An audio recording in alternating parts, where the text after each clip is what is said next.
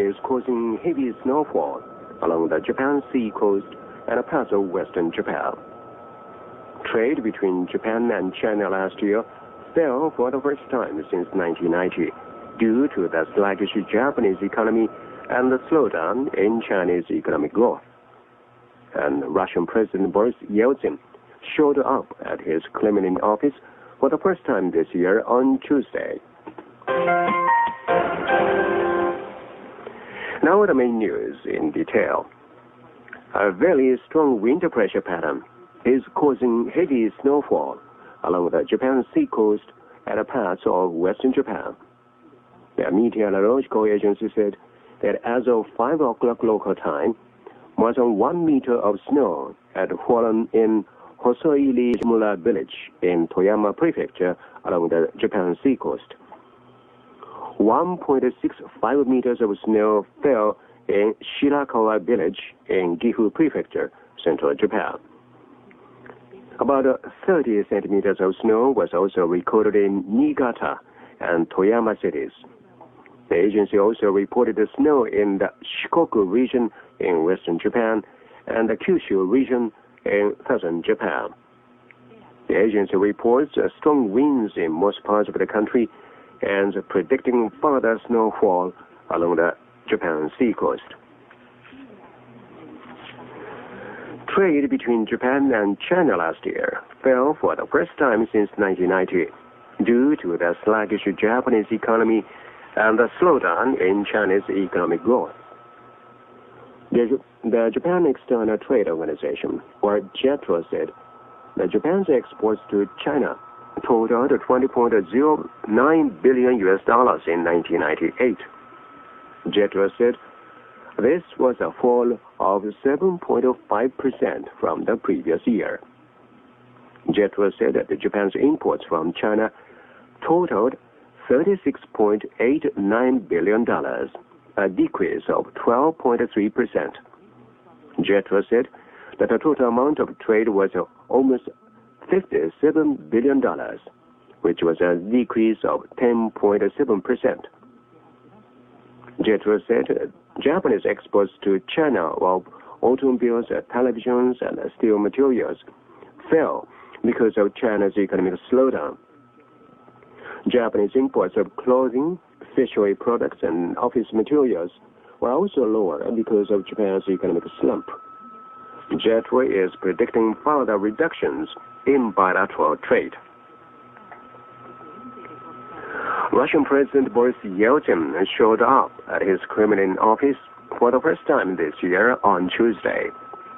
A presidential spokesman said that Mr. Yeltsin met his chief of staff, Nikolai Budizha, and sent a letter to the upper house of parliament supporting the prosecutor general's resignation request.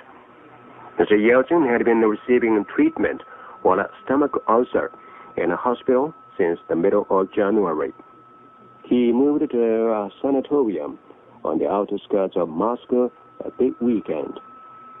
Observers say that Mr. Yeltsin wanted to show that he was in good physical condition, despite his repeated health problems.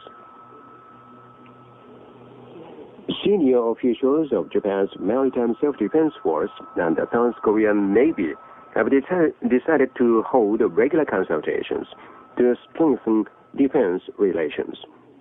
The first consultations will be held next week in Tokyo.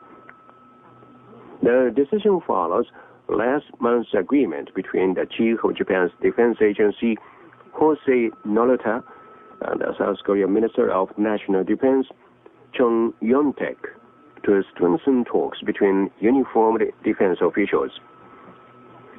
In the consultations, officials from the Maritime Staff Office and the South Korean Navy will discuss the security situation in the Korean Peninsula and the joint maritime search and rescue exercise planned for the first time this summer. The Maritime Self-Defense Force said that the consultations will be held twice in 3 years.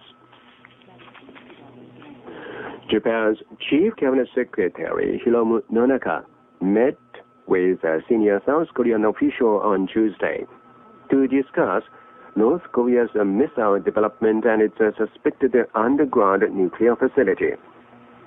Mr. Im Dong-won, Senior Secretary to the South Korean President for Foreign Affairs and National Security, is visiting Japan to explain his country's policy on North Korea.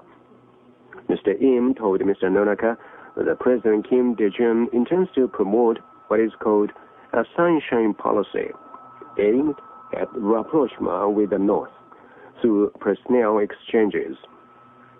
He added that it is necessary for South Korea, Japan, and the United States to cooperate to prevent North Korea from developing nuclear weapons or launching missiles.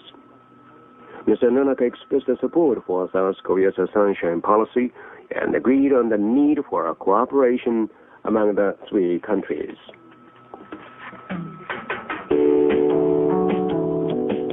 Now, here's the frequency notice. You are listening to Radio Japan, broadcasting on 11.705 megahertz, being relayed to eastern part of North America via Sackville, Canada.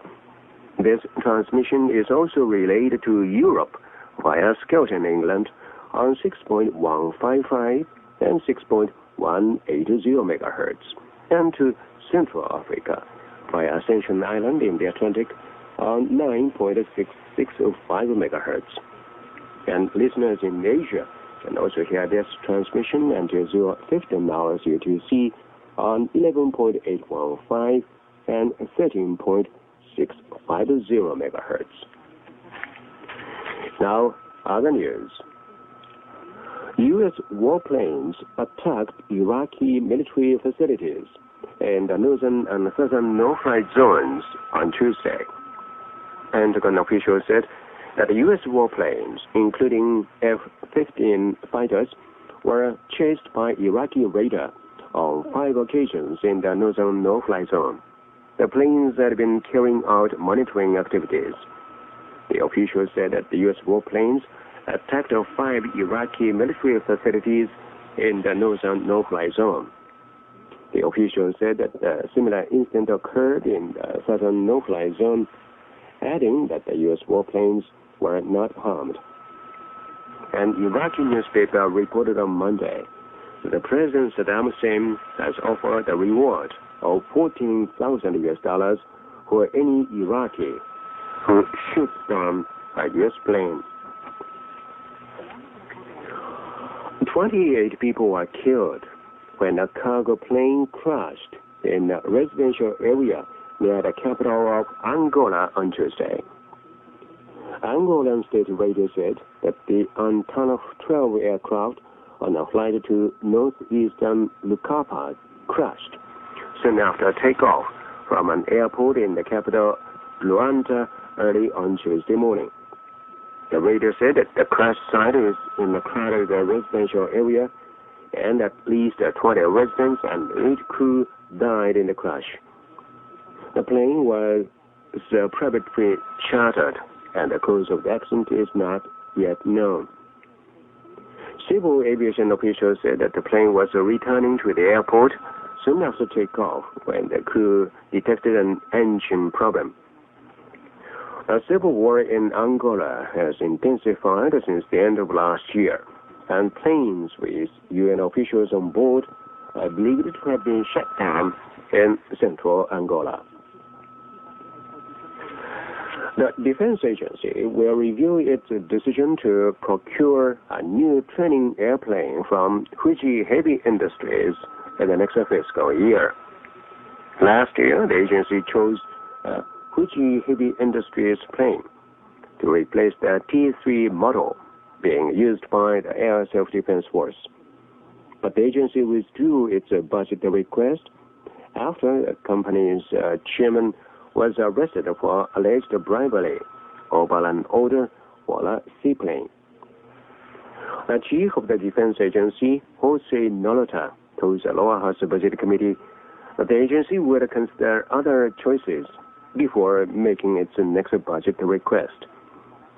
The Director General of the agency's secretariat, Takemasa Moriya, told the reporters that the agency would present a new list of performance requirements to potential bidders. He added that the agency has not yet decided whether Fuji Heavy Industries can take part in the bidding process. The Defense Agency has begun providing information on equipment specifications through the Internet to encourage more companies to apply for procurement bids. A limited number of companies received orders from the agency because of its special requirements for equipment. This situation has been pointed out as a structural cause of the recent breach of trust by the agency's officials. The agency decided to use the Internet to post information on equipment standards and specifications.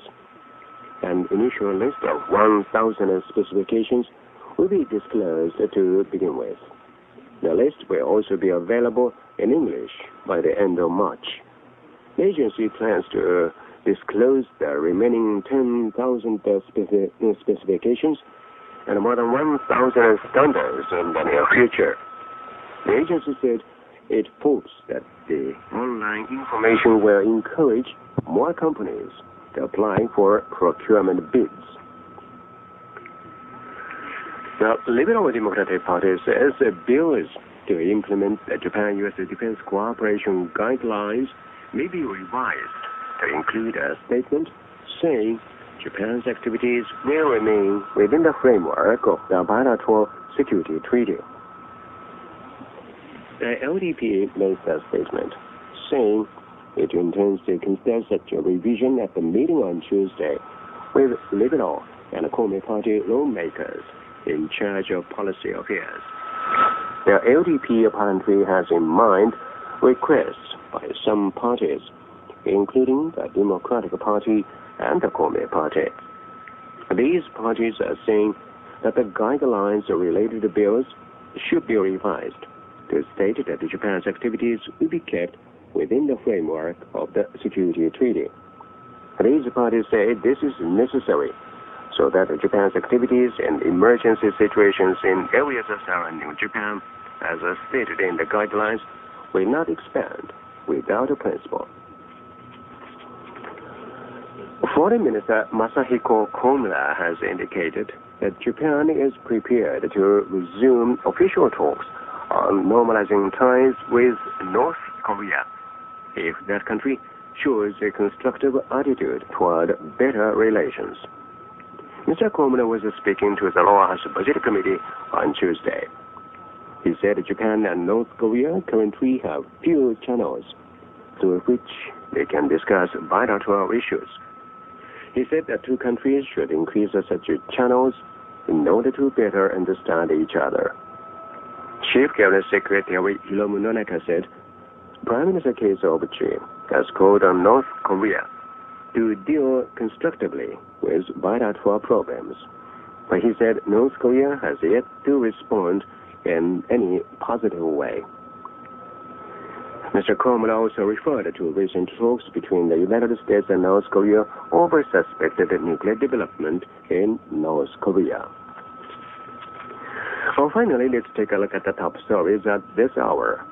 A very strong wind pressure pattern is causing heavy snowfall along the Japan sea coast and parts of western Japan. Trade between Japan and China last year fell for the first time since 1990 due to the sluggish Japanese economy and the slowdown in Chinese economic growth. And Russian President Boris Yeltsin showed up at his Kremlin office for the first time this year on Tuesday. And that's the news from Radio Japan. I'm Takahito Kobayashi. Next follows Radio Japan 44 minutes. So please, report.